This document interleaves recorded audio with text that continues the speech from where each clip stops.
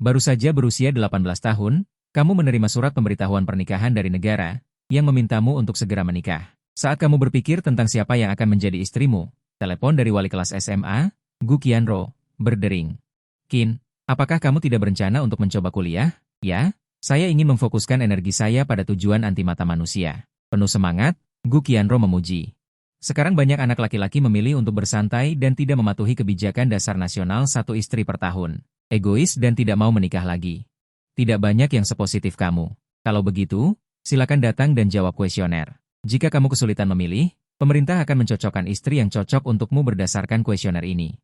Baiklah, melewati jalan yang familiar, kamu tiba di gedung sekolah dan melihat wali kelas yang cantik berdiri di depan pintu kantor. Gu Qianro menunjukkan senyum sopan. Qin, silakan masuk. Gu Qianro menyatukan kakinya. Berpaling ke samping, dia mengambil sebuah dokumen dan berkata, Qin, untuk menghemat waktu, saya akan bertanya dan kamu menjawab, oke? Boleh, silakan bertanya. Apa preferensimu tentang memukul istri? Apakah menampar, memukul, atau menendang? Atau, senjata apa yang kamu gunakan? Tidak jelas. Gu Qianro bertanya sebisa mungkin tanpa emosi. Saya tidak memukul istri saya. Gu Qianro tertegun, dengan ekspresi luar biasa di matanya. Qin, tolong jawab dengan jujur. Tidak perlu menyembunyikannya. Menurut hukum, seorang suami diizinkan untuk memukul istrinya, tetapi paling banyak hanya boleh mematahkan 3 tulang rusuk. Jika itu tulang paha, maka hanya boleh mematahkan 1. Jika kamu suka memukul wanita, kamu akan diberi beberapa wanita yang memiliki kecenderungan masokis. Ini baik untuk semua orang. Kamu merenung sejenak dan berkata, menikahi seorang istri, saya pasti akan menikahi seseorang yang saya sukai. Jika saya menyukainya, mengapa saya harus menyakitinya? Logika ini sangat kuat. Gu Qianro tidak tahu harus berkata apa untuk sementara waktu. Dia sering mendengar kalimat ketika dia masih kecil. Memukul istri di hari hujan, tidak ada yang bisa dilakukan. Dia mengerti ini. Pria terkadang merasa tidak enak, mereka selalu perlu melampiaskan emosi mereka. Baiklah, pertanyaan berikutnya, tolong. Apa yang akan kamu lakukan pada hari ulang tahun istrimu? A. Menamparnya. B. Ulang tahun wanita adalah hari kerja keras pria. Mendidiknya untuk bersyukur. C. Mengucapkan selamat ulang tahun padanya. Saya memilih C. Gu Qianro terkejut lagi. Sejauh yang dia tahu, 99% pria akan memilih B. Karena hanya dengan kerja keras pria dunia dan manusia dapat berkembang biak. Tentu saja seorang wanita harus berterima kasih kepada pria di hari ulang tahunnya. Apa operasi aneh memberikan berkah? Hanya saja, memikirkan hari ulang tahun itu. Mampu menerima berkah dari suaminya, hatinya bergetar. Betapa bahagianya saat itu. Matanya memerah. Tatapannya tertuju pada wajahmu. Ada sedikit lebih banyak kekaguman dalam kelembutan. Sebelumnya, dia tidak tahu banyak tentangmu. Dia hanya tahu bahwa kamu sangat tampan. Baru hari ini dia tahu. Kamu memiliki jiwa yang begitu halus. Hai nak, untuk pertama kalinya, menghadapimu. Gu Qianro merasa gugup. Dia dengan lembut mengerucutkan bibirnya dan memperbaiki rambutnya. Berusaha menunjukkan sisi terbaikmu. Pertanyaan berikutnya, seorang wanita yang tidak kamu sukai. Memberimu hadiah mahal dan memintamu menjadi pacarnya, apa yang akan kamu lakukan? A. Menerima hadiah ini dan menamparnya. B. Menerima hadiah ini. Memberikan kartu, orang baik. C. Menolak hadiah ini. Mengapa selalu ada pilihan menampar? Kamu menjawab, aku memilih C. Jika tidak menyukai orang itu, mengapa menerima hadiahnya? Bukankah itu sopan santun yang paling dasar? Gu Qianro tiba-tiba berdiri, tampak sangat terkejut. Beraninya tidak mengambil kesempatan? Hati pria ini seputih salju musim dingin. Sejernih embun beku musim gugur. Mungkinkah dia telah mencapai tingkat tertinggi, keluar dari lumpur tanpa ternoda, dicuci air tanpa menggoda? Soal ini, pria yang sombong akan memilih A. Alasan memukul adalah karena pihak lain memaksa ingin makan daging jangkrik yang mengejutkan. Tamparan membuat pihak lain terus mengejar. Pria yang implisit akan memilih B, memberikan wajah pada pihak lain. Tidak pernah ada yang memilih C, selama beberapa dekade. Bagaimanapun, menerima tidak berarti setuju. Tidak ada masalah bagi pria untuk menerima hadiah. Ada apa? Kamu mendongak? Hal pertama yang terlihat adalah pesona Gu Qianro. Dilihat dari bawah, ada daya tarik yang berbeda, membuatnya teringat sebuah puisi. Dilihat dari samping menjadi puncak, jarak dan ketinggian berbeda. Kebajikanmu, di luar jangkauanku. Hati yang selama 24 tahun tidak pernah bergejolak, saat ini bergetar seperti rusa yang tenggelam. Gu Qianro menatap pria di depannya, pria seperti kabut. Hatinya bergejolak. Dia memiliki keinginan kuat, ingin berubah menjadi lumba-lumba kecil. Melompat ke dalam pori-porimu yang jernih seperti air danau, berdebur riang. Tidak ada. Aku hanya merasa secara logika seharusnya begitu. Ketika wajahmu yang tampan dan kekanak-kanakan menunjukkan senyum seorang anak laki-laki. Gu Qianro tidak bisa menahan lagi, memegangi dadanya dan berkata dengan panik, "Murid Qin, jawab sendiri pertanyaan yang tersisa. Aku harus pergi keluar sebentar." Setelah mengatakan itu, dia melarikan diri dari kantor dengan malu. Setelah 20 menit di toilet, dia berlari ke jalan dan masih merasa terkejut. Kemudian, semacam penyesalan yang tak terlukiskan mulai menyebar, sebuah ide muncul tak terkendali. Betapa bahagianya jika aku bisa memiliki pria seperti itu. Tapi, aku tidak punya mobil atau rumah, aku tidak pantas mendapatkannya sama sekali. Konflik antara mimpi dan kenyataan membuat Gu Qianro sangat khawatir, berkeliaran di jalan seperti orang mati berjalan. Ketika melewati toko bunga, dia tertegun dan mengumpulkan keberanian untuk masuk. Pemilik toko yang menguncir rambutnya menyambutnya. "Nyonya, bunga apa yang ingin Anda beli?" Gu Qianro menggigit bibirnya. "Bunga apa yang sebaiknya digunakan untuk melamar?" Ada 5 bentuk tubuh wanita: pir, stroberi, apel, bentuk H, bentuk jam pasir, bentuk GS. Bentuk mana yang kamu suka? Bentuk jam pasir. Kamu suka wanita memakai rok atau celana? Rok, stocking hitam, stocking putih atau stocking warna kulit? Aku suka semuanya.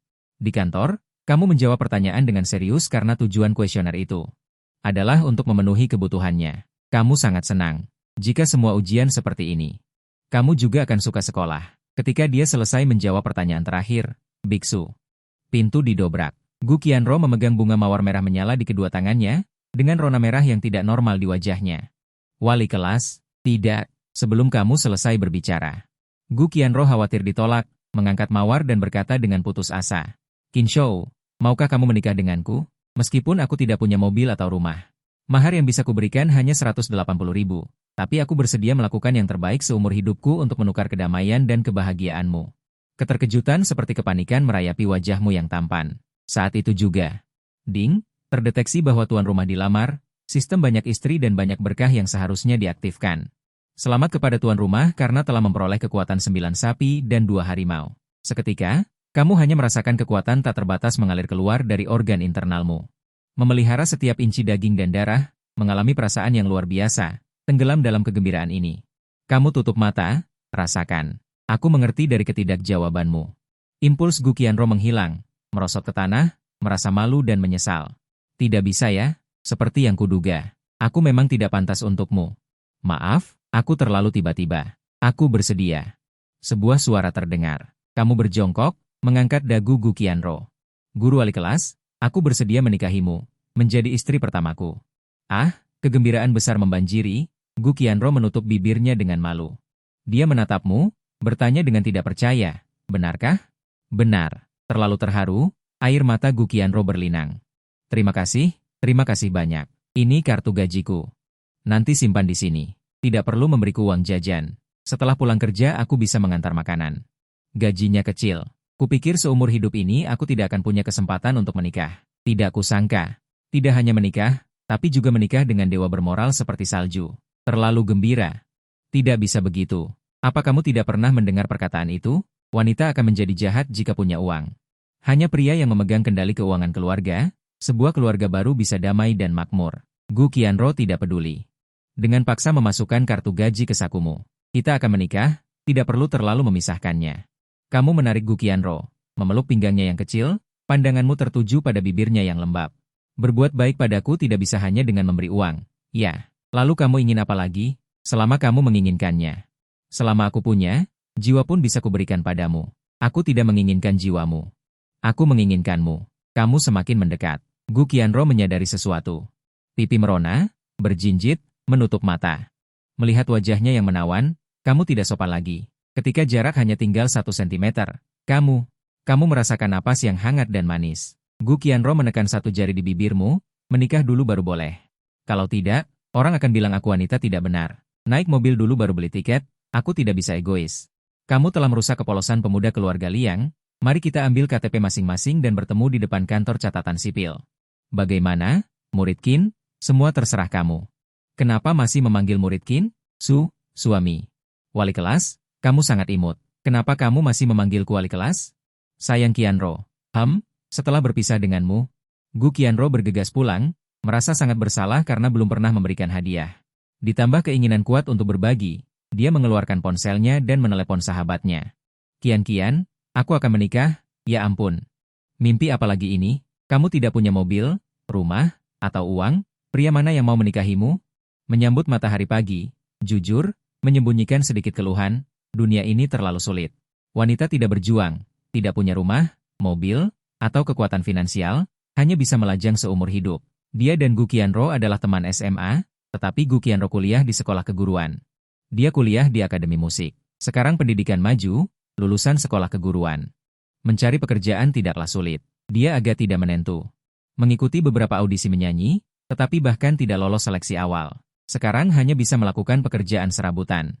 Untuk sekadar menghidupi diri sendiri. Aku serius, hari ini akan mendaftar. Hadiah apa yang disukai laki-laki? Aku ingin memberinya hadiah yang terasa seperti seorang suami. Langit masih langit yang sama, jalanan masih jalanan yang sama. Tetapi Gu Qianro bisa merasakannya. Berbeda. Semuanya memiliki makna baru. Mulai sekarang, jika ada yang bertanya apakah buburku hangat, akan ada seseorang yang berdiri bersamaku saat senja. Ada yang membawaku bermain debu, ada yang bertanya apakah malam sudah larut. Pria seperti ini. Dia tidak mempermasalahkan kemiskinanmu. Ya Tuhan, orang baik mendapat balasan baik. Saudari, selamat untukmu. Laki-laki suka bermain game. Kamu berikan saja dia 5090. Apa itu 5090? Kartu grafis yang diproduksi oleh Huang. Bermain game sangat lancar. Baiklah, aku akan lihat. Qian, aku sudah punya tujuan, kamu juga harus cepat, ya? Mengerti? Telepon ditutup, Gu Qianro senang untuk Qin. Ada sedikit kekecewaan lagi. Kota ini sangat besar, siapa yang tidak ingin punya rumah? Dia bermimpi ingin mencari seorang pria, bersama-sama menikmati pemandangan awan, meskipun bunga bermekaran dan berguguran. Sayangnya, kondisinya saat ini tidak mampu menghidupi seorang pria.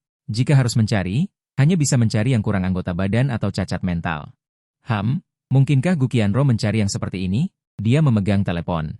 Ingin membujuk, tapi kemudian berpikir lagi, pria sangat sedikit. Pria yang punya hidung, mata, dan mulut semuanya sombong seperti ayam jantan kecil. Selain cantik, Gu Qian tidak punya apa-apa. Sudah bagus ada pria yang mau, mengapa aku harus membuatnya kesal? Memikirkan bunga di cermin dan di air. Gu Qianro, yang seharusnya menikah, hanya bisa hidup dengan pria cacat, hatinya tidak bisa menahan kesedihan. Bu, mana KTP-ku? Untuk apa KTP? Menikah? Bukankah kamu seorang yang menjunjung tinggi kesendirian? Ibu Gu meletakkan pekerjaannya. Matanya penuh kejutan. Demi putrinya bisa menikah, dia sudah mengomel berkali-kali. Bahkan mencari banyak mak comblang, tapi Gu Qianro selalu mengatakan ingin melajang. Sekarang dia berubah pikiran. Sekarang aku menjunjung tinggi pernikahan. Dengan jawaban sederhana, Gu Qianro menarik laci dan mencari-cari. Dia terutama takut terlambat, membuat pihak pria menunggu 1 menit saja sudah dianggap sangat tidak sopan. Ini dia. Mengambil KTP dari kotak di bagian bawah lemari pakaian. Ibu Gu penasaran.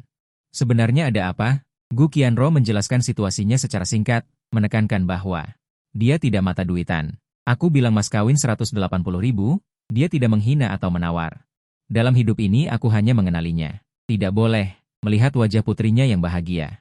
Ibu Gu berkata dengan tegas, mas kawin 180.000 terlalu sedikit. Setiap anak laki-laki adalah malaikat yang jatuh ke dunia. Kita tidak boleh memperlakukan orang lain dengan buruk. Bahkan jika harus meminjam uang, kita harus mengumpulkan 300.000. Dia menyerahkan KTP kepada Gu Qianro. Tidak mudah bertemu pria sebaik ini, kamu pergi daftarkan pernikahan dulu. Setelah mendaftar, cepat masak nasinya sampai matang. Bebek yang sudah di mulut. Terbang lagi, nasi mentah menjadi nasi matang, Gu Qianro saat ini. Benar-benar dibutakan oleh cinta. Dia benar-benar tidak memikirkan hal ini. Sekarang ibunya menyebutkannya. Tiba-tiba wajahnya memerah dan jantungnya berdebar kencang. 24 tahun tidak buka. Buka hari ini. Aku ganti baju dulu. Dia membuka lemari dengan bingung. Otaknya berputar dengan cepat, memakai yang mana? Celana panjang atau rok? Rok. Dengan begitu, suami akan lebih mudah. Perlu pakai parfum tidak? Kamu suka yang original, atau yang beraroma bunga? Kaos kaki bagaimana? Haruskah aku berinisiatif, atau pergi membeli DVD untuk ditonton sambil? Terlalu banyak masalah yang tidak bisa dipastikan. Hati Gu Qianro kacau balau. Ibu Gu lalu merapikan pakaian. Menyisir rambut, memakai kacamata, membawa sekotak susu. Biskuit soda. Dengan tegas berjalan ke atas. Dia benar-benar tidak ingin pergi. Tapi tidak pergi tidak bisa. Mencari menantu, hanya memberi mas kawin 180.000. Akan ditunjuk-tunjuk oleh tetangga. Kakak, kenapa kamu datang? Masuk, masuk. Melihat ibu Gu membawa uang, hati San Yulian berbunga-bunga. Tentu saja dia tidak peduli dengan hal kecil ini. Yang dia pedulikan adalah gengsi. Dia dan Ibu Gu adalah istri muda. Hubungannya dengan istri pertama, keduanya menikah dengan pria yang sama, yaitu ayah Gu Qianro. Adik Yulian, Qianro akan menikah. Kami berencana memberikan mas kawin 300.000. Kurang 120.000. Apakah kamu punya uang lebih? Bisakah kamu meminjamkannya kepada kami? Tidak pernah meminjam uang. Ibu Gu berusaha membuat suaranya terdengar normal. Dia sudah memikirkannya. Jika pihak lain tidak mau meminjamkan, maka terpaksa menggadaikan rumah. Bagaimanapun, tidak boleh memperlakukan calon menantu dengan buruk. Tentu saja bisa. Karena kakak sudah meminta. Bagaimana mungkin aku tidak meminjamkannya? Tanpa ragu sedikit pun, San Yulian langsung mentransfer uang kepada Ibu Gu. Anak laki-laki zaman sekarang permintaannya tinggi. Apakah rumah dan mobil sudah disiapkan? Belum. Ini, perlahan dipikirkan caranya. Di selatan tidak ada persyaratan seperti itu. Tidak punya rumah dan mobil, hanya memberi mas kawin yang kering kerontang. San Yulian hampir tertawa terbahak-bahak. Terlalu menyedihkan. Sebagai istri muda. Sudah bertahun-tahun dia ditekan, dia sudah lama ingin melihat lelucon tentang Ibu Gu. Ini dia. Kakak, jika masih ada tempat yang membutuhkan uang, kamu bisa datang padaku.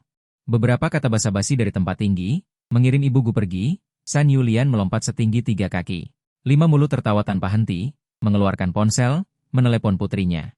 VR, Gu Qianro akan menikah, tidak ada yang mau kalah dari Gu Qianro. Sebenarnya, dia juga berhasil, baru berusia 23 tahun. Sudah menjadi manajer umum cabang perusahaan, seorang eksekutif senior yang tepat, penghasilan bulanan lebih dari 20.000. Belum termasuk bonus, jangan khawatir, dia hanya memberi mahar 300.000. 300.000 bisa menikahi suami yang baik, pasti jelek sekali, hahaha. Juga, dengan kondisinya, beruntung ada pria yang mau menikahinya. Kondisi keluarganya lebih baik dari Gu Qianro, pekerjaannya lebih baik dari Gu Qianro, dia mencari pria jelek. Dia sendiri mencari pria tampan, bukankah itu akan menghancurkannya dalam segala hal? Memikirkan hal ini. Gu VR tiba-tiba merasa lega, lihat siapa yang berani mengatakan aku dilahirkan dari ibu tiri, bukan? Dia sudah 24, hanya bisa pasrah, pria yang dia cari. Mungkin tidak hanya jelek, ada juga cacat lainnya, memikirkannya saja sudah tahu. Jika ada anak laki-laki yang sedikit berpenampilan manusiawi, bagaimana mungkin dia mau menderita bersamanya? Terlalu paham dengan pasar pernikahan. San Yulian berkata dengan percaya diri. Gu VR merasa nyaman, Bu. Tunggu suaminya datang, kamu ambil beberapa foto untukku, biar aku lihat seberapa jeleknya. Hehe, aku akan menertawakannya seumur hidup. Sekali lagi menanggung jalan wanita yang cerah. Kamu kembali ke kompleks perumahan, baru saja masuk ke lorong, kamu melihat tetangga Bibiu membawa tabung gas, kedua tangannya bekerja keras. Membawa tabung gas, menaiki beberapa anak tangga, lalu berhenti untuk beristirahat. Hari ini dia mengenakan cheongsam bermotif garis vertikal berwarna putih pucat, bahan katun 7/10, kain sutra Xiangyun 3/10. Terlihat sederhana, stabil dan tidak sembrono saat berjalan. Linlong pinggiran kota, jauh di malam hari tanpa batas pesona. Bibiu, biar aku saja. Gedung ini hanya 5 lantai, tidak ada lift, cukup sulit untuk naik dengan beban berat. Kamu maju, meraih pegangan tabung gas, Ashou. Jangan celakai aku, Ye Shuking sudah mengajariku seumur hidup, bibirnya sedikit terkatup. Wajahnya pucat. Jika Fu Lian tahu aku menyuruhmu melakukan pekerjaan kasar seperti ini, aku bisa dimasukkan ke dalam keranjang babi. Seserius itukah? Kamu melihat ke kiri dan kanan. Aku tidak bilang, kamu tidak bilang, tidak ada yang tahu. Dia ingin mengangkat tabung gas, tetapi Ye Shuking memegangnya erat-erat sambil melihat sekeliling. Berbisik pelan, hati-hati, tembok punya telinga. Melihat tidak ada orang. Mungkin para tetangga semua menguping, aku menyuruhmu melakukan pekerjaan kasar seperti ini. Mereka pasti akan melaporkanku, maka hidupku akan tamat. Untuk menghindari kecurigaan. Dia buru-buru menjauhkan tanganmu, matanya memancarkan sedikit kegembiraan. Kamu memiliki niat ini. Aku lebih bahagia dari apapun. Melirik wajah tampanmu, tanpa sadar berpikir. Anak laki-laki sebaik ini akan jatuh ke tangan siapa? Siapa yang berhak? Mencemari kemurniannya. Ashou, sudah dipikirkan mau menikahi siapa? Sudah dipikirkan. Aku akan mengambil KTP untuk menikah sekarang. Tiba-tiba. Sudut mulut Ye Shuking terkulai. Dengan hampa menanyakan beberapa kalimat. Kudengar Gu Qianro berumur 24 tahun. Baru diputuskan. Kamu suka kakak perempuan? Hehe. Aku 3 tahun lebih tua darimu. Kamu tunggu sebentar. Saat sampai di lantai 5. Dia menyeka keringat dengan tangannya, dengan cepat berteriak, suamiku. Cepat keluar. Ashou sudah memilih istri. Menikah hari ini. Suaranya merdu. Seperti Gyokun-san pecah, teratai menangiskan embun. Entah kenapa, kamu malah menjadi gugup. Sikapmu sedikit kaku. Tadi seharusnya tidak melihat tempat bulat kakak ipar. Sudah dipilih ya? Sepertinya kamu sangat terburu-buru. Li Hongliang membuka pintu, bercanda. Di musim panas. Dia mengenakan sweater hitam, memegang termos berisi goji merah dan mulberry hitam. Wajahnya kusam, lingkaran matanya hitam, hidungnya merah. Rambutnya menipis dan berjatuhan, langkahnya lemah, berpegangan pada dinding. Tersengal-sengal, cepat atau lambat, semua ini demi kelangsungan hidup umat manusia. Kamu juga menjawab dengan nada bercanda, Li Hongliang berkata dengan cemas, anak laki-laki itu sangat rapuh. Kamu harus mencintai dirimu sendiri. Jika pihak lain mengajukan permintaan aneh, seperti meneteskan lilin, cambuk kecil dan sejenisnya, kamu harus menolak, mengerti? Aku tahu. Sepertinya masih tidak yakin, Li Hongliang mendorong Ye Shuqin ke depan. Begini saja. Biarkan kakak iparmu menemanimu melakukan latihan pertempuran yang sebenarnya. Ah, bagaimana cara berlatihnya? Masih perlu berlatih dengan kakak ipar? Kak Li terlalu sungkan. Ah, apa? Di dunia ini, pria tidak pernah menjadi lawan wanita. Jika tidak berlatih, bagaimana bisa? Jelas ini adalah pengalaman yang dia simpulkan dari dirinya sendiri. Kemudian dia menyatukan tanganmu dan tangan Ye Shuqin. Berlatih, harus berlatih. Anggap latihan sebagai pertempuran yang sebenarnya. Biarkan kakak iparmu memeriksa apakah kamu benar-benar bisa atau tidak. Tangan Ye Shuqin putih, halus, dan lembut. Hanya dengan menyentuhnya saja, kamu sudah merasa mati rasa. Saat ini dia, Qin menundukkan tangannya, bibirnya mengerucut erat, matanya berkilauan dengan gelombang musim gugur. Pupil matanya yang hitam legam sedikit berputar, seolah sedang menunggu sesuatu. Karena jaraknya terlalu dekat. Kamu bahkan bisa merasakan manisnya napasnya. Kak Li, apa yang kamu katakan? Jangan bercanda. Mungkin karena terlalu banyak kegagalan yang diderita di kehidupan sebelumnya, kamu menghadapi keindahan yang datang tiba-tiba. Selalu memilih untuk menghindarinya. Kamu segera menarik tanganmu. Kemudian dia melihat. Cahaya di mata Ye Shuqin meredup hingga menyakitkan. Dia tidak mengatakan apa-apa dan menatapmu dengan kecewa. Berbalik dan kembali ke kamar, suasananya tampak stagnan. Kamu dengan canggung menggosok-gosok tanganmu. Oke. Untuk meredakan rasa malu, Li Hongliang berdeham beberapa kali. Jika kamu tidak mau, lupakan saja.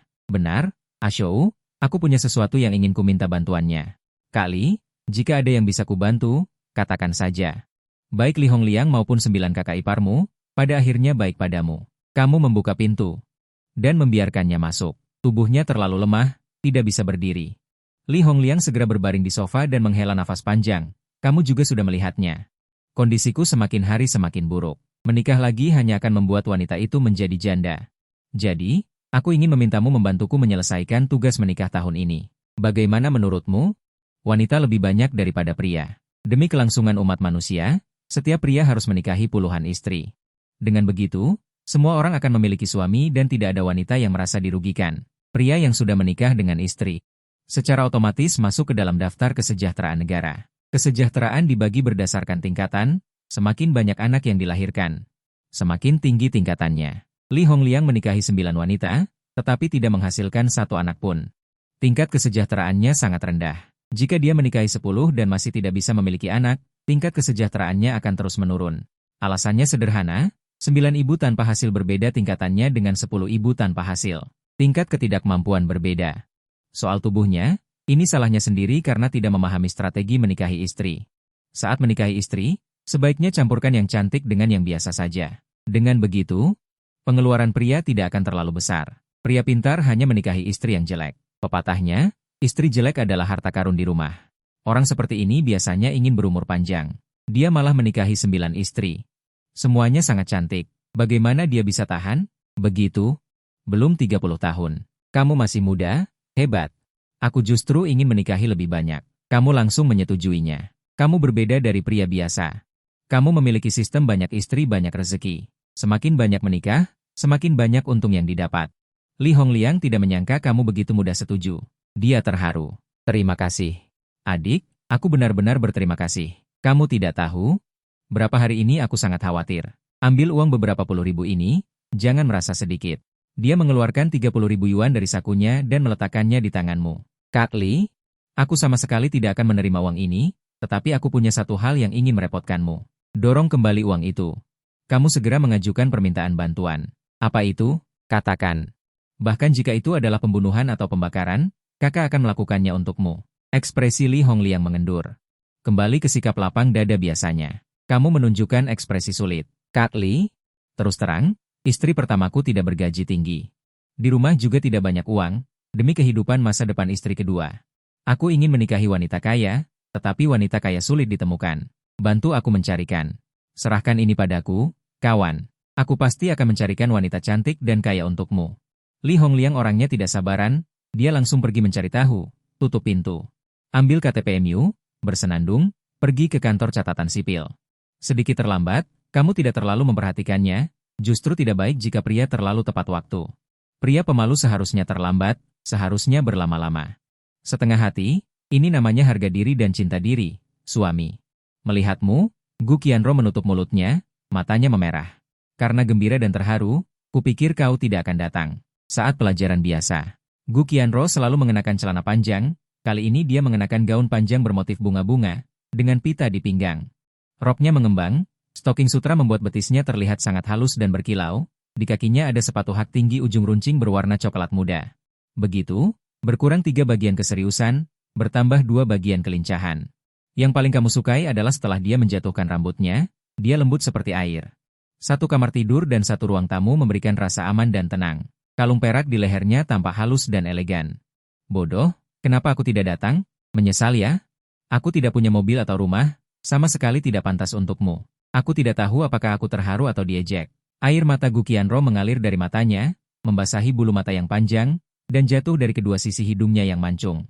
Dia mengulurkan tangan untuk meraih lenganmu, seperti seorang gadis kecil, tidak mau melepaskan mainan kesayangannya. Merasakan ketergantungannya padamu, yang kamu sayangkan adalah air matanya, yang benar-benar mengalir. Aku bilang akan menikahimu, aku pasti akan menikahimu. Kamu sudah tampan. Setelah memiliki kekuatan 9 lembu dan 2 harimau, kamu menjadi hormon berjalan. Begitu kamu muncul. Banyak gadis yang mengintip, melihatmu menyeka air mata seorang gadis, sangat terkejut. Ya ampun, aku tidak salah lihat kan? Pria itu benar-benar menyeka air mata seorang gadis. Dia tidak takut membuat dirinya lelah. Apakah dia lupa bahwa dia adalah pria terhormat? Sungguh tidak tahu malu. Yang penting, dia terlalu tampan. Menarik Gu Qianro ke kantor catatan sipil, Bapak, Ibu. Halo, peraturan terbaru, pria menikah.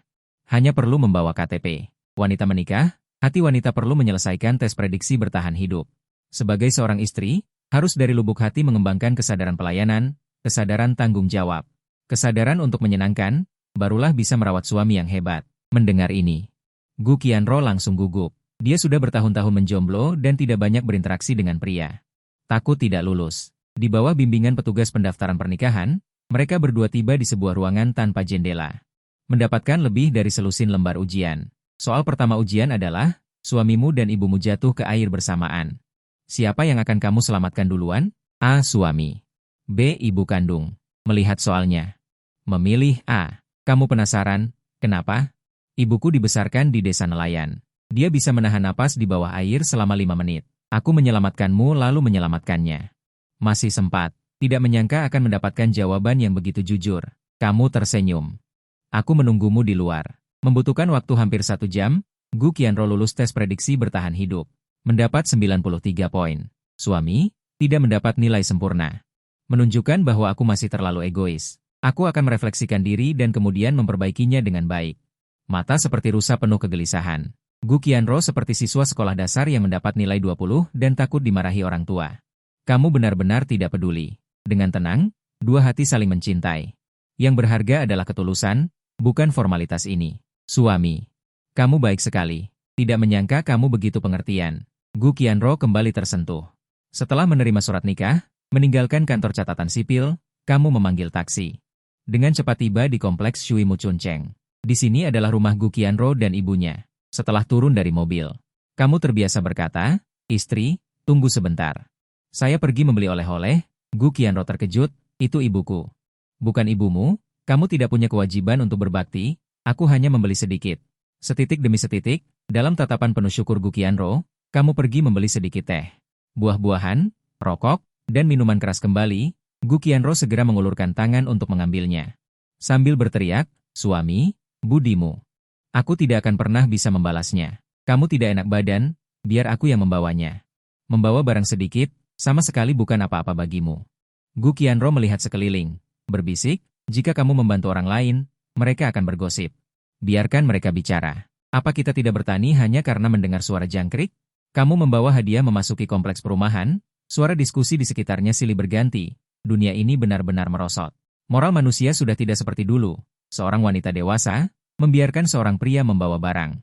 Sungguh tidak tahu malu, pria sudah cukup lelah di rumah, keluar pun masih disuruh bekerja. Terlalu menindas, bukan? Pria itu sangat tampan. Mengapa diperlakukan seperti ini oleh Gu Qianro? Katak berkaki dua pernah kulihat, tapi pria membantu wanita membawa barang, belum pernah kulihat. Melihat semakin banyak orang menunjuk-nunjuk, Gu Qianro tidak bisa mengangkat kepalanya. Kamu memberikan hadiah itu padanya. Kamu saja yang bawa. Baiklah, suami. Gu Qianro tersenyum menerima, merasa lega, melihatnya kembali normal. Semua orang menghela napas lega. Begini baru benar, wanita seharusnya menjadi pelayan pria. Tepat pada saat ini, kamu mengulurkan tangan di tempat. Menggendong Gu Qianro ala putri. Para penggosip yang bersemangat itu. Mata mereka hampir copot, beberapa bahkan jatuh terlentang. Rumah Gu Qianro ada di lantai 12.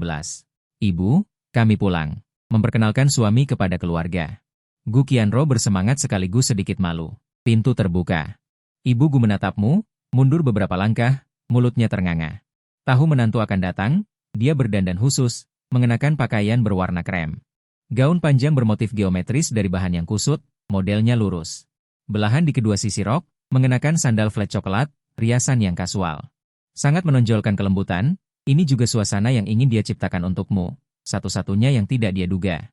Menantu terlalu tampan, tidak punya mobil, tidak punya rumah, mas kawin juga tidak bisa memberi banyak. Dia berpikir, selama menantu sehat jasmani, punya hidung dan mata, itu sudah cukup. Pemuda di depannya ini sangat baik, tingginya 185 cm, tampan dan gagah. Lebih tampan dari bintang pria di televisi. Putriku, dia, Gu Qianro, dengan bangga menggandengmu, dia adalah suamiku. Halo, Bibi, kau menyapa dengan nada lembut dan dingin, melirik Ibu Gu. Dia terlihat berusia 45 tahun, sangat rawat, kulitnya masih lembab. Rambutnya juga dikeriting, kerutan halus di sudut mata memancarkan keanggunan alami yang menua. Baik dari segi sosok maupun penampilan, dia sangat menawan, pasti wanita cantik saat muda. Ah, pertama kali dipanggil Bibi oleh seorang pria, Ibu Gu merasa tersanjung. Agak tidak tahan, jangan, panggil saja aku Ang Chouni. Panggil saja aku Chouni. Chouni, nama ini sangat membumi. Hanya saja, sebagai menantu, memanggil ibu mertua Chouni. Selalu merasa ada yang tidak beres. Pokoknya, kau tidak bisa menerima ini, Bibi. Bagaimana bisa begitu? Juga, nama Chouni ini tidak enak didengar. Kalau begitu, panggil saja aku Xiao Wang. Ibu Gu gemetar dan sedikit menciut. Seolah-olah dialah tamunya, kau kembali tak bisa berkata-kata. Menantu memanggil ibu mertua Xiao Wang? Layakkah, agar kau bisa memanggilnya dengan nyaman, kau terpaksa memasang wajah. Menunjukkan sikap sedikit mabuk. Bibi, jangan suruh aku melakukan apapun lagi. Tidak, aku tidak pantas, sudah bagus putriku bisa menemukan suami. Bagaimana mungkin merasa enak hati menyuruh orang memanggil Bibi? Selalu merasa ada yang agak tidak sopan. Agak tidak membedakan antara raja dan abdi dalam. Bibi, tolong ingat, akulah kepala keluarga di rumah ini, mohon kerjasamanya, oke.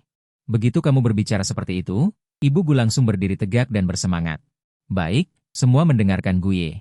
Ibu Gu menyeka keringatnya dan mengagumi dengan wajah tertutup. Tidak kusangka, Guye ternyata bisa berbahasa asing. Oke, kedua huruf ini. Memiliki aksen Romawi yang kental, mulia. Bibi. Siapkan sedikit hadiah, jangan sungkan. Akhirnya bisa berbicara normal. Kamu menyerahkan hadiah itu. Kenapa masih membawa hadiah? Ibu Gu dengan sikap tersanjung. Gemetar sebentar, menerima barangnya, dan mempersilakanmu masuk. Menuangkan teh, mengambil kuaci, kacang tanah, kue kesemek. Sibuk sekali. Bibi, aku menantumu, pelan-pelan saja. Kalian sudah memberikan mas kawin, aku juga harus memberikan seserahan. Sama sekali tidak boleh. Mana ada laki-laki yang memberi seserahan? Kebiasaan buruk yang merugikan laki-laki seperti ini sudah tidak populer lagi. Baik Gu Qianro maupun Ibu Gu dengan tegas menolak. Kamu hanya bisa mengatakan, aku hanya memberikan 3 selimut. Ibu Gu baru merasa lega. Masih terlalu dermawan. 3 selimut ditukar dengan 300.000, ibu mertua masih merasa aku dermawan. Hari-hari kecil semakin penuh harapan. Tepat pada saat ini, San Yulian datang. Dia ingin melihat lelucon, melihatmu seperti orang bodoh. Langsung berteriak, aku pernah melihatmu. Kamu adalah aktor pria dari Yan Langnya, kan? Tidak, kamu lebih tampan darinya 200 kali lipat. Ibu Gu merasa bangga. Membual, ini calon menantu kami, Namanya Qin Shou. Shou, ini bibi Sunmu. Kamu dengan patuh memanggilnya. Halo bibi Sunmu. Dibandingkan dengan ibu Gu, San Yulian 3 atau 4 tahun lebih muda. Dalam hal pakaian, dia jauh lebih modis. Bagian atasnya adalah sweater rajut bergaris horizontal. Mengenakan jam tangan tali sempit berkilauan, menonjolkan kulit seputih batu giok.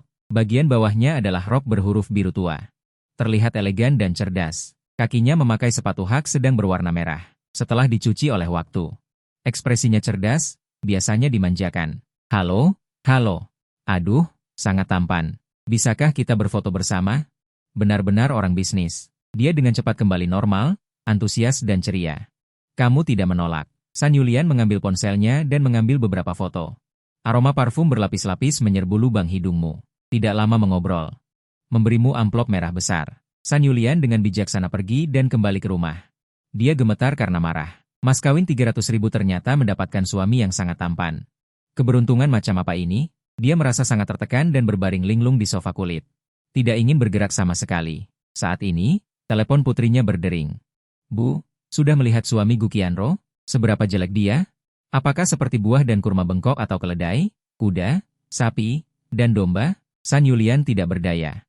Seperti katak, Gu Feier tertawa terbahak-bahak, menemukan kodok. Dia adalah pangeran katak. Mengirim foto itu. San Yulian menghela napas panjang. Sebagai istri selir, dia hanya punya satu pikiran dalam hidupnya, yaitu mengalahkan putri kandung. Dan harus menghancurkan secara menyeluruh. Tidak ingin, pada indikator terpenting. Kalah telak, aku pergi, matanya. Mengandung bintang-bintang di seluruh langit. Terlalu mempesona. Gu Feier yang sangat terkontrol berteriak. Memikirkan ini adalah suami Gu Qianro, aku ingin mengangkat tangan dan mengucapkan kutukan Avada Kedavra untuk membakar Gu Qianro sampai mati. Kalah, kita kalah telak. San Yulian, yang kuat sepanjang hidupnya. Patah semangat. Gu Feier menghentakkan kakinya. Kau membuat masalah. Memikirkan Gu Qianro menemukan suami yang sangat tampan, aku ingin gantung diri. Membuat masalah, mereka sudah menikah dan sangat mencintai. Sudah berakar dalam-dalam. Bagaimana cara membuat masalah? San Yulian menggelengkan kepalanya. Begitu pria dan wanita akur, mereka tidak bisa dipisahkan bahkan jika dipukuli. Tapi gaji Gu Qianro rendah. Tidak bisakah kita mencoba kekuatan kita pada titik ini? Masih ada keunggulan terakhir. Gu Feier masih sombong. Itu memang sebuah arah. Mengakhiri percakapan dengan putri. San Yulian menelepon 111. Halo, Bu. Saya mau melaporkan kompleks Shui Mu Chun Cheng, nomor 120 ini. Mereka hanya memberi harga 300.000 dan juga menyiksa pria. Saya mendengar jeritan yang menyedihkan. Di sisi lain, Gu Qianro dengan malu-malu membawamu masuk ke kamar pribadinya. Pintu terbuka, aroma daya Gu Qianro menyeruak. Kamarnya tidak besar. Hanya sekitar 7 atau 8 meter persegi. Di tempat tidur ada set 4 potong berwarna merah muda. Di kepala tempat tidur ada boneka beruang kecil yang lucu bersandar. Banyak foto yang ditempel di dinding. Kebanyakan adalah dia dan seorang gadis ekor kuda. Aura keduanya sangat berbeda. Gu Qianro adalah kakak perempuan yang lembut, sedangkan gadis ekor kuda adalah Dewi Ciuman. Baik dari tatapan maupun posturnya. Semuanya menunjukkan keras kepala. Siapa ini? Sahabatku, Yun Qian. Cantik, kan? Dari segi kecantikan, Gu Qianro lebih cantik. Dari segi sijing, Yun Qian lebih seksi. Saat Yun Qian tidak tersenyum. Selalu tatapan Zi Xiaxianzi melihat Zi Zunbao. Siapa yang tahan? Lumayan. Di depan istri, kamu tidak boleh terlalu memuji. Gu Qianro bernada mengenang masa lalu. Tahukah kamu, dia menyelamatkan nyawaku. Bagaimana ceritanya?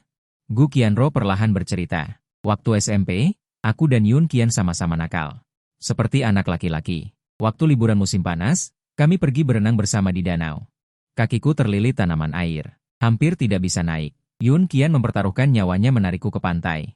Kamu tidak tahu. Saat itu, Yun Qian sangat cemas. Benar-benar memperlakukanku seperti orang terdekatnya. Persahabatan seperti ini tak ternilai harganya. Kelembutan di mata Gu Qianro membuat orang merasa kasihan. Kamu juga memandang gadis dingin Yun Qian ini dengan cara yang berbeda. Dia menyelamatkan istriku tersayang. Jika ada kesempatan, aku harus berterima kasih padanya dengan baik. Sebuah kilasan inspirasi. Gu Qianro memeluk lenganmu. Suami, bagaimana kalau kamu menikahinya saja? Ah, kepalamu berdengung. Apa-apaan ini? Sahabat selamanya. Dia sahabat terbaikmu. Memperlakukan dia sebagai adik perempuan bukankah baik? Tidak baik, cepat atau lambat dia akan menikah dengan orang lain. Kamu adalah pria terbaik di dunia. Jika dia tidak menikah denganmu, lalu dengan siapa? Apa yang kamu katakan ada benarnya. Tetapi yang terbaik belum tentu yang paling cocok, mungkin kita tidak memiliki chemistry. Ini sederhana. Bertemu sekali saja akan ketahuan. Aku akan mengatur pertemuan kalian. Jelas menganggap ini sebagai tujuan. Gu Qianro merengek dan bertingkah imut, cintai aku, maka cintai putriku juga. Tunggu sampai dia menikah denganmu juga.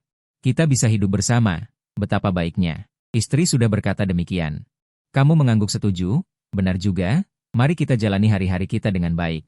Itu lebih baik dari apapun. Selanjutnya, Gu Qianro seperti seorang sales. Mengeluarkan berbagai foto cantik Yun Qian untuk ditunjukkannya, dan memuji tanpa celah 360 derajat. Kamu adalah orang yang mudah dibujuk. Berpikir, jika demikian, maka menikahlah saja. Nanti, istri pertama menimba air, istri kedua membajak sawah. Bertiga pulang ke rumah, sungguh pemandangan yang indah. Ibu Gu adalah orang yang bersih dan cekatan.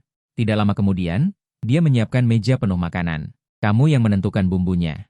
Di sebelah kiri adalah ibu mertua yang lembut dan anggun, di sebelah kanan adalah istri yang genit dan penuh kasih sayang, merasa hidup telah mencapai puncak. Di bawah ajakan mereka berdua, kamu makan dengan lahap, seperti badai yang menyapu awan. Seperti raja gunung. Bisa makan banyak, ya? Bisa makan banyak berarti bisa bekerja. Ibu Gu memuji, matanya penuh kekaguman. Melihat pria makan dari jarak sedekat ini. Sudah 10 tahun tidak terjadi. Teringat bahwa dirinya juga pernah memiliki seorang pria, hatinya tidak bisa menahan rasa kesepian. Duk duk duk, tiba-tiba seseorang menggedor pintu. Gu Qianro hendak bangun.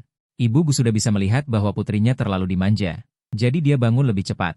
Halo, saya Emma Yu Chen, Ketua Kelompok Perlindungan Pria dari Federasi Wanita Kota Hai.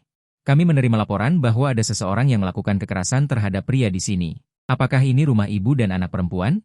3 orang berdiri di depan pintu, semuanya mengenakan seragam. Gadis yang memimpin. Gemuk, kuat, dan putih, memberi kesan perkasa dan agung. Ekspresinya serius. Dengan cermat menunjukkan identitasnya. Ya, Ibu Gu sedikit panik.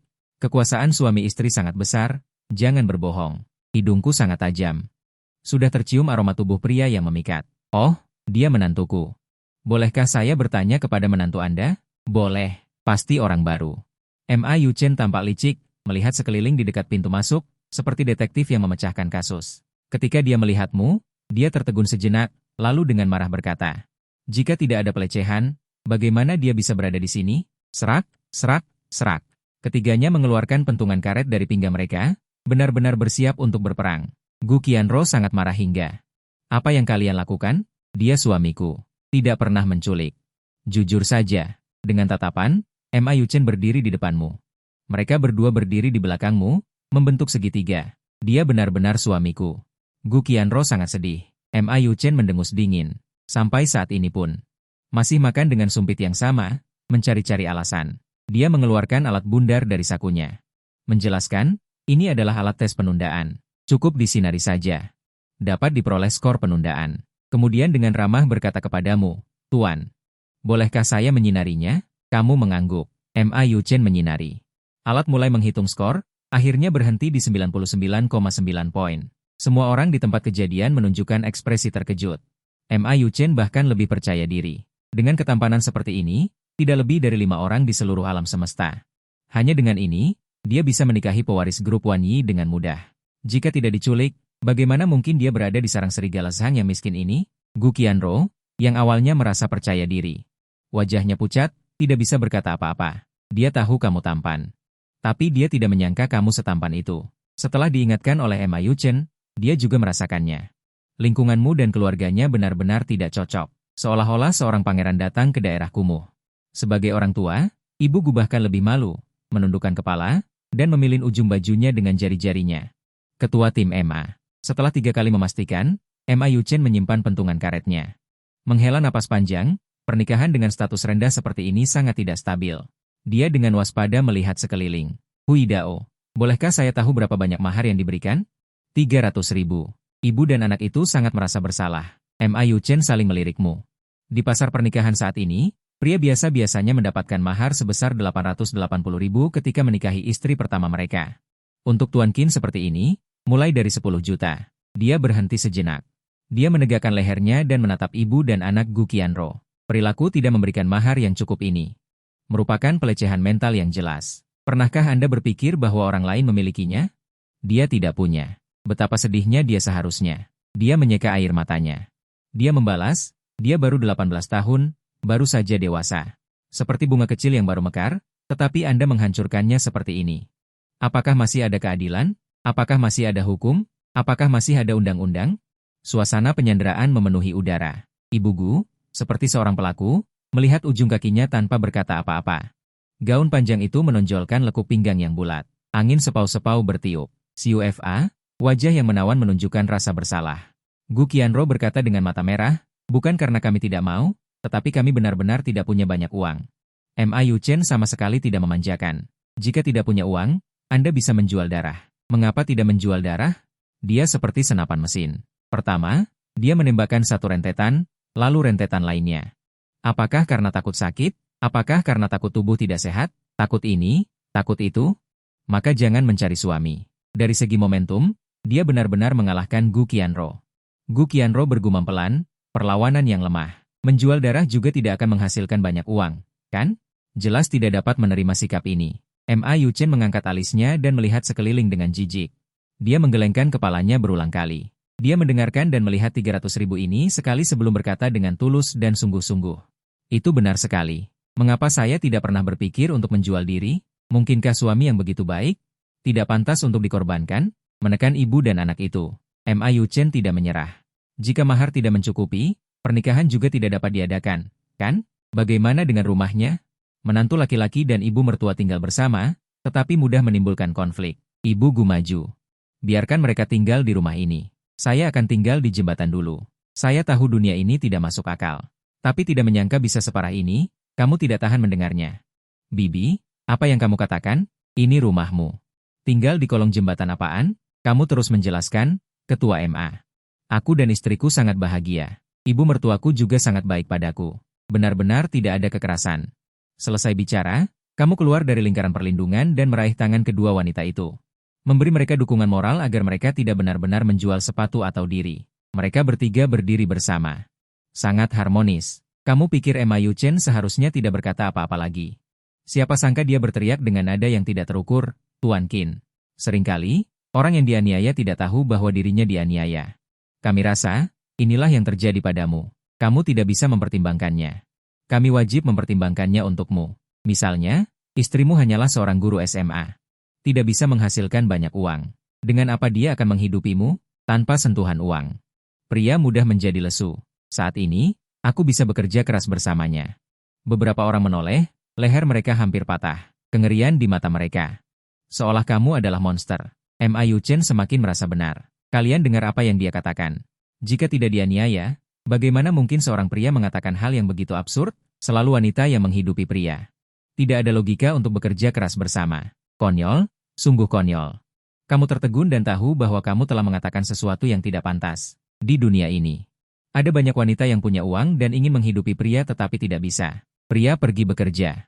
Itu berarti wanita itu tidak becus. Suami dari banyak wanita justru di tempat kerja. Direbut oleh wanita lain. Oleh karena itu, wanita yang sudah menikah paling menentang pria untuk bekerja. Menantu, jangan berpikiran pendek, ya. Oh, rasa malu yang besar menyapu. Bibi menangis. Aku menderita sindrom perawatan. Mulai besok, aku akan menjadi perawat. Pasti akan membuat menantu hidup tanpa kekhawatiran. Ma Yuchen mengangguk. Perawat yang hebat. 1 bulan bisa menghasilkan 20.000 yuan. Setahun jadi lebih dari 200.000 yuan. Memang tidak banyak. Cukup untuk membeli beberapa barang mewah. Dia melihat ke arah Gu Qianro. Guru Gu. Bagaimana denganmu? Apa kau hanya akan melihat suamimu menderita dalam pusaran kemiskinan? Tidak melakukan apa-apa? Aku membiarkan sahabatku menikah dengan suamiku, kami berdua bersaudara bekerja sama. Berusaha agar suami bisa hidup enak secepatnya. Bersatu kita teguh, bercerai kita runtuh. Kemampuan Gu Qianro sendiri terbatas. Hanya bisa mencari bantuan dari luar. Walaupun Yun Qian sendiri kemampuan menghasilkan uangnya tidak kuat, tapi Yun Qian lembut dan cantik. Hiburan mental masih bisa diberikan. Dan kedua bersaudara juga bisa saling menyemangati, saling memacu. Melihat sikap ibu dan anak yang lumayan baik, Ma Yuchen mencatat di buku catatannya, lalu berkata, ini memang cara yang bagus, tapi, kami tidak tahu. Apakah kamu bisa melakukannya atau tidak? Karena itu, beberapa waktu lagi, kami akan kembali untuk melihat apakah kamu hanya jago bicara. Kurang dalam tindakan. Jika kualitas hidup Tuan Qin tidak bisa ditingkatkan, perkumpulan kami akan memaksa untuk memutuskan hubungan pernikahan kalian. Gu Qianro penuh semangat, Selamat datang untuk mengawasi. Banyak detail yang sudah dia perhitungkan. Yun Qian menyewa rumah di luar butuh uang. Makan butuh uang. Dia menikah dengan suaminya, semua ini bisa dihemat. Yun Qian sendiri juga punya sedikit tabungan. Kebetulan dia sendiri tidak punya uang. Biarkan dia mengeluarkan uang 500.000 itu. Sebelum pergi, Ma Yuchen memberimu sebuah kartu nama, Tuan Qin. Baik secara fisik atau mental, jika kamu terluka, silakan hubungi kami kapan saja. Kami menyarankan agar kamu menikahi lebih banyak istri. Jika gen super tampanmu ini tidak disebarkan. Ini adalah kerugian bagi seluruh umat manusia, berhubungan dengan kesejahteraan seluruh umat manusia. Kamu memasang wajah serius. Aku akan berusaha keras. Terima kasih atas kerja kerasnya. Membungkuk. Ma Yuchen berbalik dan pergi bersama bawahannya. Istrimu bertanya pada diri sendiri apakah keluarga tidak bisa mengeluarkan uang 500.000 sebagai mahar, tapi juga tidak rela melepaskanmu, pria baik yang tiada duanya ini. Maka setelah berdiskusi dengan ibunya, ibu mertua pindah ke kolong jembatan semalaman untuk mengosongkan kamar pengantin untuk kalian. Siang hari bekerja sebagai perawat untuk memberikan subsidi untuk kebutuhan rumah tangga. Sedangkan istrimu, Gu Qianro, diam-diam menghubungi sahabatnya untuk menjadikannya selirmu. Melihat istrimu memaksa dengan susah payah, kamu terpaksa menyetujuinya. Keduanya berjalan ke jalan kecil di tepi sungai. Saat ini sudah pukul 5 sore. Yun Qian bertanya, "Kenapa kamu mencari istri dari kalangan miskin? Imajinasi cinta yang miskin, paling tidak dikhianati atau jadi kuning. Jika dibiarkan beberapa waktu akan menghitam. Kamu sedikit menyukainya, ya?" Begitulah, Yun Jian tahan terhadap seleksi ketat. Kebanyakan pria paling mementingkan uang. Anak laki-laki yang tidak mata duitan sangat langka. Jika bisa menikah dengan pria seperti itu. Tapi, Inshou, Qianro berniat menjodohkan kita. Aku sudah memikirkannya. Aku tidak bisa menikah denganmu jika kamu pria biasa. Mungkin aku akan menikahimu. Masalahnya, kamu terlalu tampan. Itu membangkitkan rasa rendah dirinya yang kuat, terutama membuatnya teringat akan rahasia yang tak terkatakan di tubuhnya. Yun Jian sedikit menjauh darimu, lalu berkata, "Aku wanita pembawa sial. Aku tidak boleh egois. Demi kebahagiaanku sendiri, aku tidak ingin kamu mengambil risiko kematian." Kamu tidak mengerti maksudnya? Bisakah kamu menjelaskannya? Yun Jian tidak tahu harus menaruh tangannya di mana. Pandangannya melayang. Pembawa sial bagi suami. Pembawa sial? Kamu penasaran. Mengapa kamu bilang dirimu pembawa sial? Bibir Yun Jian terkatup rapat, rona merah menjalar dari sana ke tulang selangka. Kukunya mencengkeram daging yang putih bersih. Ini adalah rahasia terbesarnya. Sambil menggigit bibir bawah, dia mengetuk ponselnya beberapa kali. Sebuah gambar muncul. Aku adalah ini. Dia memalingkan wajahnya ke samping, layar menghadapmu. Setelah berpikir lama, kamu juga tidak mengerti. Menoleh, kamu melihat Yun Jian menyilangkan tangannya. Diletakkan di lutut, sisi dalam lutut. Sebuah ide muncul. Aku mengerti, tapi aku tidak merasa ada yang buruk dengan ini. Sebaliknya, aku pikir ini adalah keindahan unik yang diberikan Sang Pencipta kepadamu. Yun Jian mendongak dengan tidak percaya. Tapi, semua orang bilang, kali ini pembawa sial bagi suami, lucu sekali. Ini bukan iblis betina sungguhan. Bagaimana bisa pembawa sial? Hanya orang bodoh yang akan percaya hal-hal seperti ini. Kamu berbicara dengan santai dan bercanda. Meremehkan. Yun Jian hanya merasa beban berat di hatinya terangkat, tak terlukiskan leganya. Letakkan gitarmu. Dia khawatir berlutut akan lebih mulus dari Dove. Binatang buas, kau mungkin satu-satunya di dunia yang tidak akan membenciku. Bisakah aku menikahimu? Kejutan datang terlalu tiba-tiba, kau terkejut dan bingung. Gu Qianro adalah sahabatmu, apakah tidak apa-apa? Yun Jian yang percaya diri berbicara dengan fasih. Baiklah, aku suka keluarga besar. Aku punya 7 saudara perempuan di rumah. Saat makan, kami semua berebut. Sangat harum. Mengapa kau mengatakan itu dengan benar? Kau merebut paha ayam, aku merebut sayap ayam. Yang lambat merebut hanya bisa menggerogoti tulang. Betapa meriahnya. Memikirkan pemandangan keluarga yang makmur dan meriah, kau menghela napas. Baiklah. Kalau begitu, aku akan menerimamu. Terima kasih, suamiku. Aku sangat senang. Yun Jian melompat dan berteriak ke arah matahari terbenam. Hei! Aku punya suami. Aku punya kekasih. Bagus sekali. Aku dan suamiku tidak akan pernah berpisah. Dia adalah kuburan, aku adalah pembunuhnya. Kita akan bepergian bersama. Yang terpenting, aku akhirnya bisa merasakan cinta. Setelah mengungkapkan perasaan gembira, Yun Jian meraih tanganmu dengan sungguh-sungguh. Menceritakan rencananya untuk masa depan. Suamiku, maafkan aku karena tidak bisa segera menikahimu. Karena aku tidak punya rumah, mobil, atau kekayaan sekarang. Aku tidak bisa membiarkan orang lain menertawakanku karena selalu mencari istri di antara orang miskin. Aku ingin menghasilkan uang, menghasilkan banyak uang, membelikanmu villa besar. Membelikanmu mobil sport. Saat itu, aku akan menikahimu dengan meriah. Merasakan ketulusan Yun Jian. Kau sangat tersentuh. Pihak lain begitu ambisius. Mengapa tidak menggunakan masa muda untuk berjuang bersamanya? Kau dan Yun Jian berpisah sebelum hari gelap, sambil berjalan mundur. Kau menelepon Gu Qianro sambil berkata, "Halo, istriku. Datanglah ke rumahku malam ini untuk menonton Lust, Chow Tion. Kau belum pernah menonton film ini. Kudengar akting aktor utamanya sangat bagus. Tubuh aktris utamanya sangat bagus. Suamiku, aku juga ingin pergi." Tapi ibuku berkata, tanpa mengadakan pernikahan, orang-orang di sekitar kita belum tahu kita sudah menikah. Jika kita tinggal bersama, itu akan mempengaruhi kemurnianmu. Apa yang harus kulakukan? Bersabarlah sedikit lagi. Setelah kita menikah, kita bisa bersama secara terbuka. Saat itu, aku tidak hanya akan menemanimu menonton film, tetapi juga bermain game denganmu. Dou Dizu, di mana bumi dipijak, di situ langit dijunjung. Kita hanya bisa patuh. Memikirkan apa? Kamu, istri. Aku dan Yun Jian sudah bertemu. Dia melamar, tapi ingin berjuang untuk sementara waktu sebelum menikah. Gu Qianro waspada seperti macan tutul. Gadis nakal itu hanya ingin melebihi maharku. Suamiku, aku akan memarahinya. Tutup telepon. Gu Qianro segera menelepon Yun Jian. Dasar kau gadis kecil, apakah kau ingin mengalahkanku dalam hal mahar? Mengelola harem dimulai dari Yun Jian. Mahar 300.000 memang terlalu sederhana. Suasana hati Yun Jian cerah. Mencemooh sahabatnya, dada Gu Qianro naik turun karena marah, dan segera berkata, "Suami adalah orang yang kukenalkan padamu. Jika tidak kukenalkan, kau tidak akan punya. Kau tidak berterima kasih padaku? Berterima kasih untuk apa? Aku dan suamiku ditakdirkan di kehidupan sebelumnya. Itu suamiku. Suami kita." Di mulutnya dia bilang tidak akan.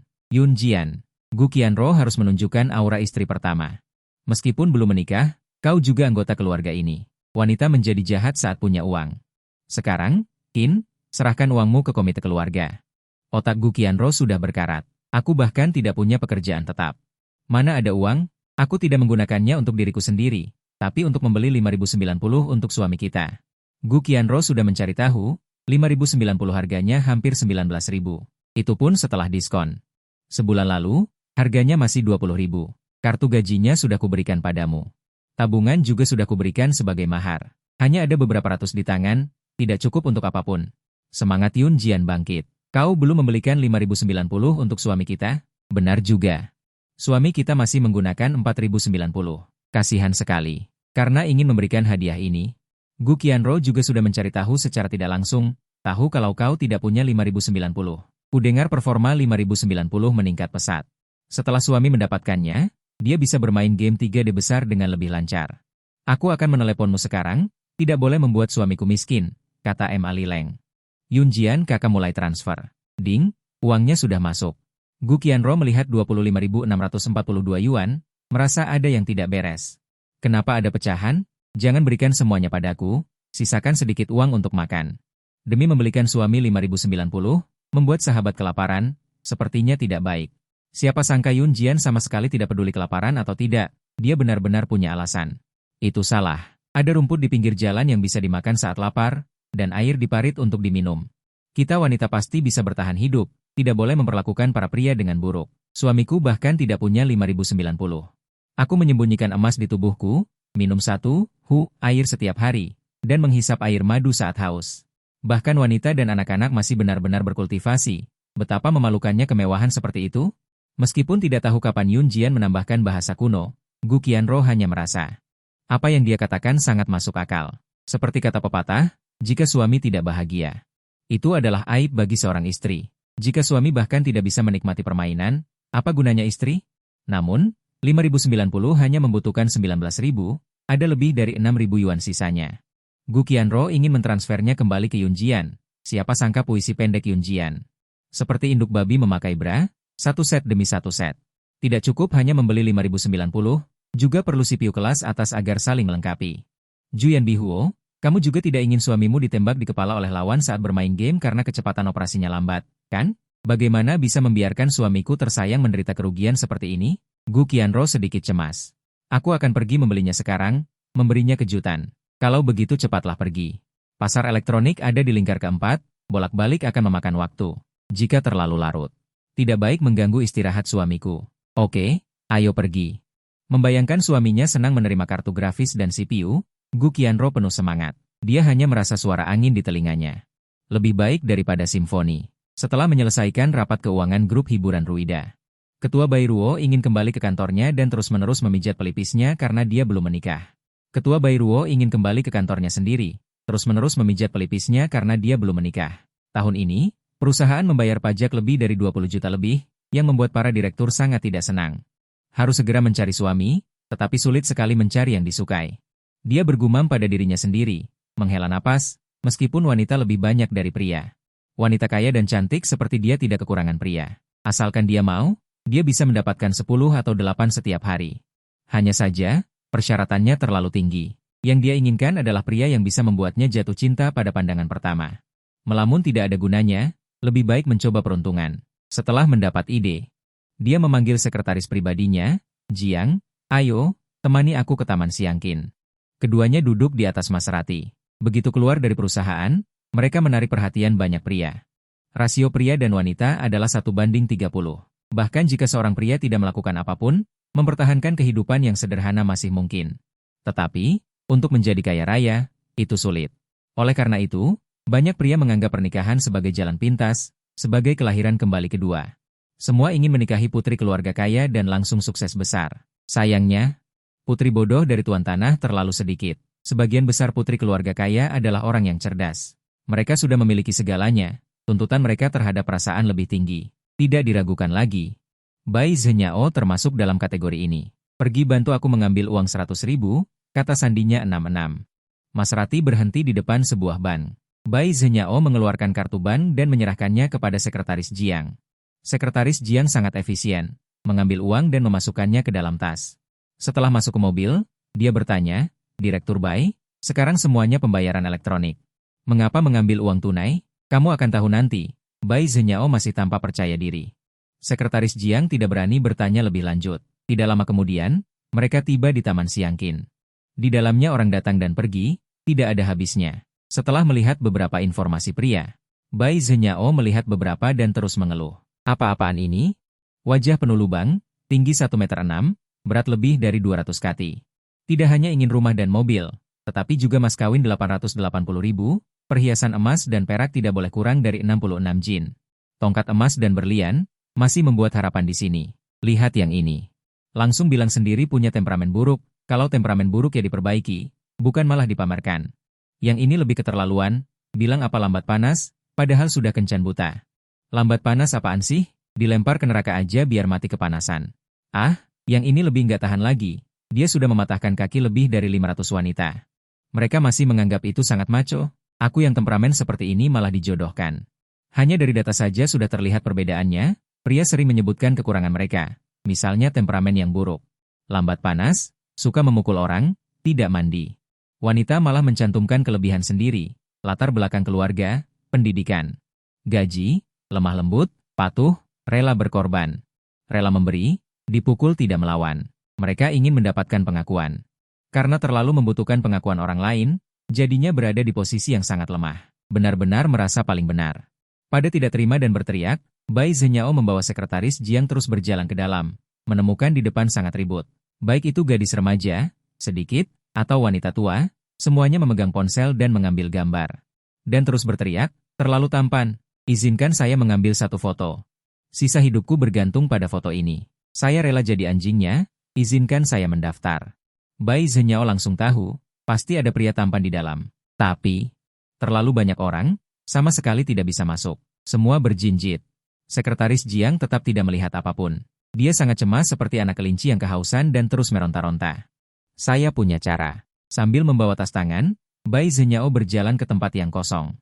Mengeluarkan uang kertas merah menyala dari tas, menyebarkannya, lalu melemparkannya ke udara. Seketika, suasana menjadi kacau. Sekretaris Jiang langsung mengerti apa yang sedang terjadi. Berteriak keras, sini, ayo cepat ke sini. Ada yang menyebar uang, semua lihat uang. Berbondong-bondong berlari untuk mengambil. Bai Zhenyao menyebar 50.000, lalu keluar dari kerumunan. Baru kemudian melihat. Di posisi pot bunga, duduk seorang pria memakai kacamata hitam. Usianya belum terlalu tua. Membungkuk, sekilas tampak seperti barang palsu, menarik perhatian Bai Zhenyao. Yang menarik perhatian adalah papan iklan berbentuk manusia di samping pria berkacamata hitam. Pria di papan itu memiliki alis seperti pedang, mata berbintang, dan wajah seperti mahkota batu giok. Hidungnya seperti empedu yang tergantung, bibirnya seperti babi yang memuntahkan harimau, pinggangnya 5 kali ukuran beruang, perut serigala punggung harimau, kaki yang, kedua telinga seperti palu di bahu, kedua tangan melewati lutut, memiliki penampilan matahari dan bulan. Sosok naga dan burung phoenix, sangat tampan, mengangkat. Ini benar-benar tampan, air liur Bai Zhenyao menetes, ingin segera memeluknya di pelukannya. Panggil dia sayang kecil. Li Hongliang dan Gao Hao menyerahkan selembar kertas dengan 4 jari. Tampan, kan? Persyaratan kami juga tinggi. Adik laki-laki kami bukanlah wanita yang memenuhi syarat untuk menyentuhnya.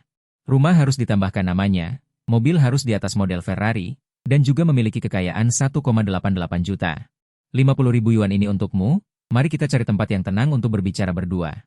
Bai Zhenyao langsung menyerahkan tas tangannya. Li Hongliang membukanya dan langsung tersenyum lebar. Baiklah, selagi yang lain memungut uang, ketiganya segera meninggalkan taman. Mencari restoran, setelah 3 putaran minuman, Bai Zhenyao langsung ke intinya.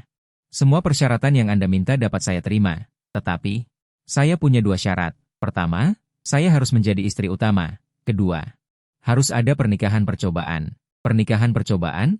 Adik laki-lakiku baru 18 tahun. Masih muda dan bersemangat, bagaimana bisa sembarangan melakukan pernikahan percobaan? Hehe. Apakah adikmu mentimun? Bai Zhenyao tertawa. Wajah tua Li Hongliang memerah. Maksudnya seperti itu, anak anjing kecil. Poin pernikahan percobaan ini jelas merupakan permintaan Bai Zhenyao setelah banyak pertimbangan. Dia segera menjanjikan keuntungan. Asalkan bersedia melakukan pernikahan percobaan, saya bisa memberikan 500.000 terlebih dahulu.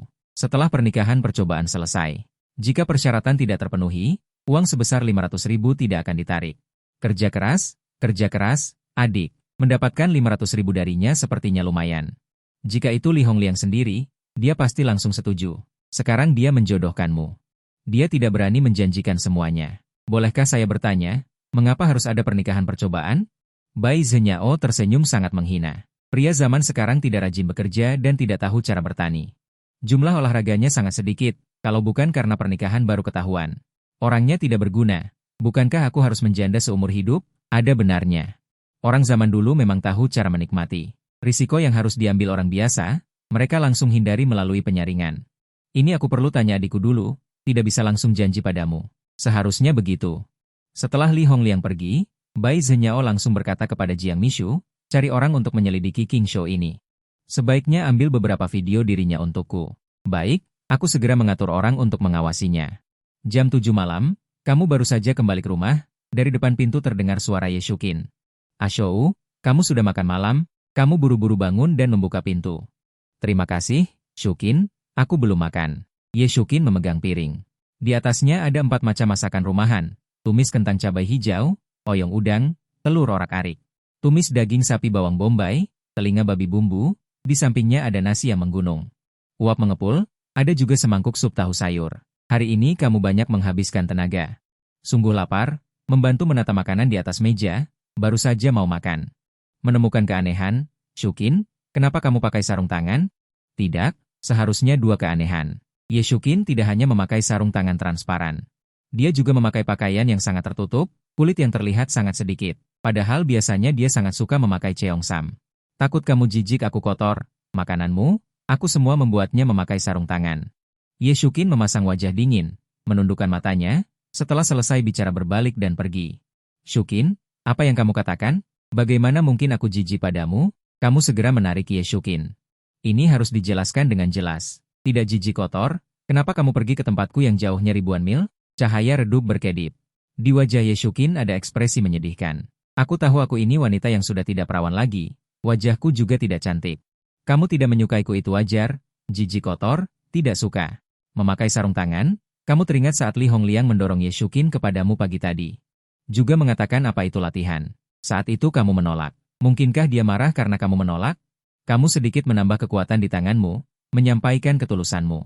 Aku tidak pernah meremehkanmu. Aku menolak karena kamu adalah istri Li Ge. Aku tidak bisa membuatmu senang. Kau mengerti? Istri teman tidak boleh disentuh. Menurutmu, itu adalah hal yang wajar. Ye Shukin mengangkat kepalanya. Mata yang membesar berkedip bingung. Mengapa tidak bisa membuat senang? Pertanyaan ini membuatmu bingung. Mungkinkah di dunia ini bisa membuat senang? Tak perlu dikatakan lagi, tidak boleh melanggar adat dan kebenaran. Ye Shuqin sepertinya mengerti sesuatu. Yang kau maksud adalah kebenaran zaman kuno? Dulu memang begitu. Tapi sekarang tidak. Kau tahu atau tidak, agar aku hamil. Li Hongliang berencana untuk memanggil bantuan dari luar. Sekali meminta bantuan membutuhkan biaya 100.000 yuan. Kamu datang dari masa lalu. Benar-benar tidak mengerti banyak hal. Kamu juga memegang tangan Ye Shuqin yang lain. Mengepal erat, Ye Shuqin mendekat ke Nishie. Kakak perempuan pertama dan kedua berbisnis. Bangkrut. Kakak perempuan ketiga dan keempat di PHK. Kakak perempuan kelima dan keenam memiliki beban keluarga. Kakak perempuan ketujuh dan kedelapan terjebak dalam investasi saham. Li Hongliang juga menderita gagal ginjal. Kami semua tidak bisa memiliki anak. Tingkat kesejahteraan menurun lagi dan lagi. Melihatnya, tidak bisa dipertahankan lagi. Bahkan jika aku pergi bekerja, aku juga tidak akan menghasilkan banyak uang. Berbicara sampai akhir. Ye Shuqin menghela napas panjang, bercampur dengan kesedihan yang sulit diucapkan. Kamu seperti jatuh ke dalam gua es. Karena perlakuan terhadap pria lebih baik, kamu tidak pernah berpikir bahwa keluarga Li Hongliang menghadapi krisis ekonomi yang begitu serius. Pikirkan dalam situasi ini, Li Hongliang masih membiarkan Ye Shuqin mengantarkan makanan untukmu setiap hari. Dia tidak mau menerima uangnya. Tiba-tiba merasa sangat malu. Mengapa kalian tidak memberitahuku tentang hal ini? Mengapa? Sedih dan marah. Kamu punya uang di tangan. Belum termasuk mahar yang diberikan Gu Qianro. Ada juga ratusan ribu. Hasilnya, orang yang paling dipedulikan ternyata sangat miskin. Memberitahumu apa gunanya? Uangmu tidak cukup. Li Hongliang memiliki harga diri yang tinggi. Bagaimana mungkin dia menggunakan uangmu? Dia berpikir sebaiknya aku punya anak. Dengan begitu, tingkat kesejahteraan keluarga akan meningkat. Tapi kamu tidak mau. Seperti Li Hongliang tadi pagi. Dengan lagu patah hati memohon padamu, kamu tetap tidak mau. Saat mengatakan ini, kekhawatiran di hati Ye Shuqin tak tertahankan, dengan hati yang hancur menatap matamu. Kamu terkejut, kamu luar biasa. Paf, paf, paf. Kamu merasa seperti ditembak tawon oleh Jia Teline. Melihat mata Ye Shuqin yang tanpa kehangatan, dalam hati mengerti hari ini harus menaklukkannya. Tidak bisa lagi bersikeras pada moralitas kehidupan sebelumnya. Jika tidak, persahabatan bertahun-tahun akan hancur menjadi pecahan kaca. Kesalahan sebelumnya terutama karena dia kurang memahami kebiasaan dasar dan adat istiadat dunia ini, jadi tidak bisa menembus tembok di dalam hatinya. Sekarang hanya bisa ikut adat setempat. Setelah mengucapkan kata-kata tegas, Ye Shuqin dengan kuat melepaskan diri. Mengangkat kaki untuk pergi, tidak bisa masuk ke pintu. Dia meraih kenop pintu. Berhenti, punggungnya indah. Dia memberiku kesempatan lagi. Kamu membawa Aona bergegas mendekat, menariknya. Lepaskan aku, lepaskan aku. Bahkan jika aku mati kelaparan. Aku tidak ingin dikasihani olehmu. Kamu meremehkanku, kamu jijik padaku. Aku membencimu, aku membencimu. Ye Shuqin hanya ingin meninggalkan ruangan yang menyedihkan ini. Bahkan orang bodoh pun tahu saat ini tidak boleh melepaskannya. Saat itu, seseorang mengetuk pintu, kemudian terdengar suara yang sangat profesional. Tuan, halo. Pesanan makanan Anda sudah tiba. Makanan? Kamu tertegun. Dirimu tidak memesan makanan. Yang membuatnya merasa paling tidak tenang adalah, mengapa suara ini terdengar begitu familiar? Sepertinya pernah mendengarnya di suatu tempat, tetapi untuk sesaat tidak bisa mengingatnya. Kartu grafis 5090. CPU 9950X3D, sangat bersemangat, tanpa menunggu pintu terbuka sepenuhnya. Dia berteriak dengan keras, "Suami, ini hadiah untukmu." "Kamu siapa?" Melihat Ye Shuqin, Gu Qianro terkejut. Sudut bibirnya yang terangkat juga menurun. Mendengar kata suami, Ye Shuqin seperti diam-diam memakan char siu di mangkuk orang lain. Menampakkan sedikit rasa malu, sambil berteriak ke arah hadiah itu. "Asyang, istrimu mencarimu." Selesai. Pergi memohon. Qin pergi pukul 3 sore dan keluar pukul 2. Mengenakan pakaiannya, dia berlari kecil ke pintu. Melihat Gu Qianro yang berdebu, mengenakan jubah kuning pengantar makanan, memegang kartu grafis dan CPU model terbaru. Dia semakin merasa dirinya bukan apa-apa. Itu istri tetangga sebelah. Mereka tidak bisa punya anak. Dengan penjelasan yang ketat, keringat membanjiri dahinya. Di banyak video pendek di kehidupan sebelumnya, kamu pernah melihat adegan seperti ini. Sangat klasik. Disebut istri pertama memukuli selingkuhan. Memikirkan betapa sedihnya Gu Qianro, kamu bahkan tidak bisa mengangkat kepalamu. Gu Qianro tersenyum cerah. "Suamiku, kamu baik sekali. Hari ini pengantin baru.